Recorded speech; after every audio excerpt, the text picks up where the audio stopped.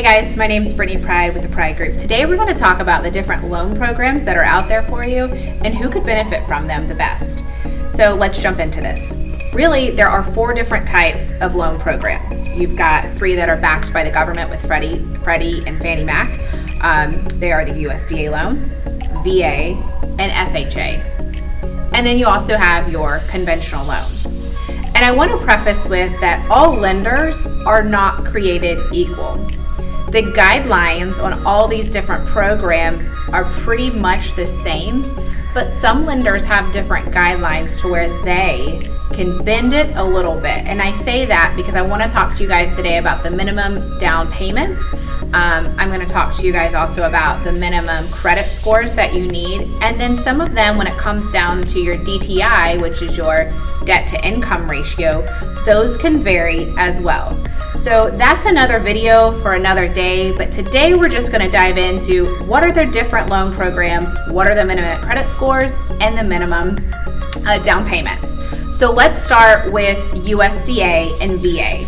Like I said, these are government-backed loans, and these are 100% financed loans. What does that mean? That means that your loan is financed 100%. They're going to give you, if it's $300,000, they are giving you $300,000. But you are going to need some money up front before you do go under contract. You're going to need like an escrow deposit. You're going to need money for a home inspection. You're also going to need money for probably a WDO, which is a wood destroying organism. The VA requires you to have a WDO inspection on every property, and that takes money that is paid up front. It's not paid during closing. So let's dive into what does that look like. If we're going to go shop for a USDA loan that's approved, that's an approved rural area loan. Like I think about the beef, right? When it is USDA approved beef, that's the cows. That's out in rural areas. So if you're looking to say, you know what, I want a 100% backed financed loan, I want to go USDA, you're probably not going to be within the city limits. You're going to be out in the rural country where the cows graze. If you're also looking for something like that, we're looking at probably a 1% to $1,000 escrow deposit, roughly a $300,000 house. You're going to need a $3,000 escrow deposit that you're going to put down once you go under contract. Now, will you be able to get that money back at closing? Yes, but it is 100% financed, but there are closing costs associated with this type of loan. With all loans, you're going to have some closing costs, which is, I like to say, roughly 3 to 4%. I'm going high when I say 4%, but you're going to need closing cost money as well. So if we put $3,000 down in escrow, you could use that money towards your closing cost at the end.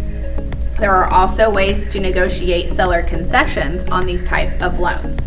The other type of 100% financed product is a VA loan. Now, in order to use that, you do have to be a veteran or an active military personnel to use the VA loan benefits. It is 100% financed. You are going to have an escrow deposit to put down, and you will have closing costs associated with this type of loan.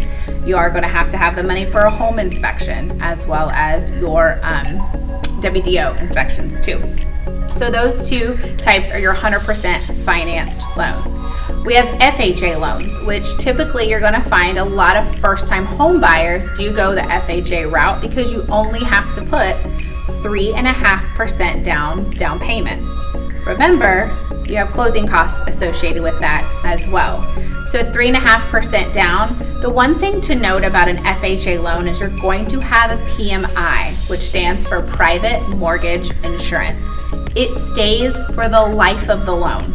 So you will never be able to get rid of this private mortgage insurance. It's a way for the lender to secure their backing. It's an insurance policy that if you're not making your payments, obviously you have that to fall back, that they have that insurance to fall back on. Sorry about that.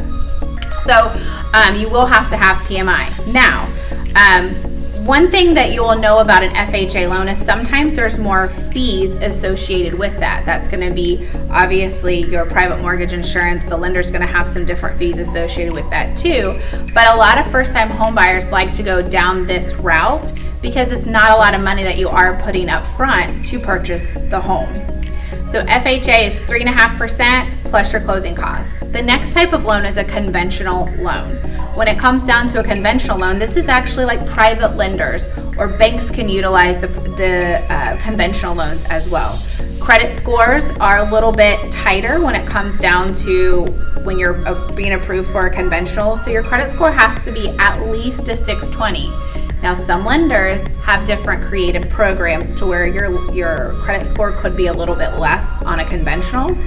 And when it comes down to down payments, conventional loans, you're looking at 3% down, 5% down, 15%, 20%, 25% down. So different levels of down payment is going to require or not require the PMI. So if you put less than 20% down, you will have PMI. You will have private mortgage insurance. The cool thing about a conventional loan is once you've reached that 80% loan to value, you have 20% equity in your property, you can request for that PMI to fall off as long as you've been in the home for 2 years.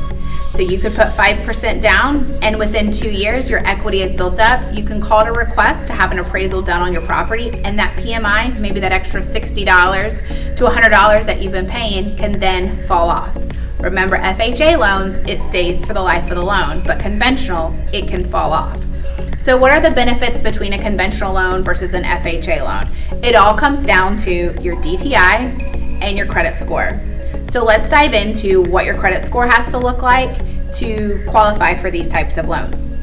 A conventional loan, you have to be at least a 620. A lot of lenders like to see 640 and above. When it comes to FHA loans, they can loan down to a 580.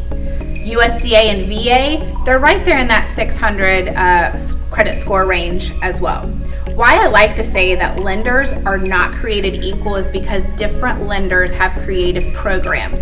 I just talked to a lender today that typically for an FHA loan in a first-time home buyer discounted program that we have here in the state of Florida, the state of Florida can give a first-time home buyer up to $10,000 in down payment assistance. Typically, you have to have a 640 credit score to get that $10,000 to use towards your down payment or potentially your closing cost. Just spoke to a lender today that she has a program that she can get a buyer that has a 600 credit score, that same program. So it's so important to know your loan product types, but also to know that you have different lenders and different partners and vendors that you can reach out to say, hey, keep me up to date on if anything's changed. I know right here, it's 2023.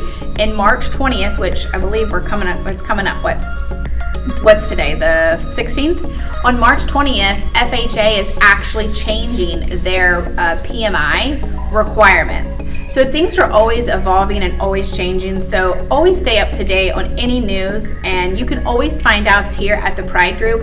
We're going to be keeping you guys updated on different loan programs, different buyer incentives, seller incentives, and different things here to help you maximize your profits, maybe learn a little bit, but at the end of the day, helping you buy your next home with protection or maybe selling your home for top dollar with us. Thanks for stopping in, guys. We'll see you next time.